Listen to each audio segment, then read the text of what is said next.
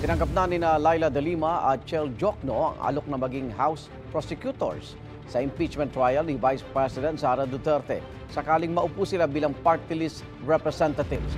Ayon kay de Lima na first nominee ng party's group na Mamamayang Liberal o ML, si House Speaker Martin Romualdez ang nag-alok sa kanya at kanyang tinanggap.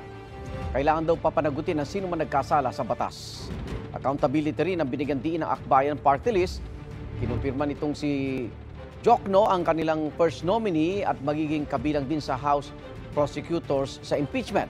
Sabi ng House Speaker, malaki ang mayaambag ni de Lima at Jokno para mas pagkatiwalaan ang impeachment process.